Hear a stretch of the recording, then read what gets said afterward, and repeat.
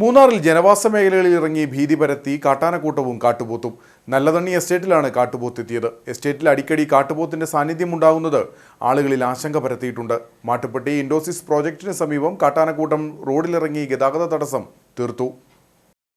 മൂന്നാറിൽ കാട്ടുമൃഗങ്ങൾ ജനവാസ മേഖലകളിൽ ഭീതി പരത്തുന്ന സാഹചര്യം തുടരുകയാണ്. കാട്ടുപോത്തും കാട്ടാനക്കൂട്ടവുമെല്ലാം യഥേഷ്ടം ജനവാസ മേഖലകളിൽ ഇറങ്ങുന്നത് ആവർത്തിക്കപ്പെടുന്നു. നല്ലതണ്ണി എസ്റ്റേറ്റിലാണ് കാട്ടുപോത്തെത്തിയത്.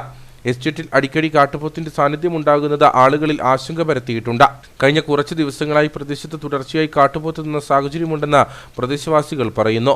മാട്ടുപ്പെട്ടി ഇൻഡോസിസ് പ്രൊജക്ടിന് സമീപമാണ് കാട്ടാനക്കൂട്ടം റോഡിലിറങ്ങിയത്. 5ഓളം ആനകളായിരുന്നു കൂട്ടത്തിലുണ്ടായിരുന്നത്. റോഡിൽ കാട്ടാനകൾ നിലയുറപ്പിച്ചതോടെ ഗതാഗത തടസ്സമുണ്ടായി. കഴിഞ്ഞ കുറേ നാളുകളായി ഈ ഭാഗത്ത് കാട്ടാനശല്യം കുറഞ്ഞിരുന്നു. ഇതിനുശേഷമാണിപ്പോൾ ഈ പ്രദേശത്ത് കാട്ടാനക്കൂട്ടം വീണ്ടും എത്തിയിട്ടുള്ളത്.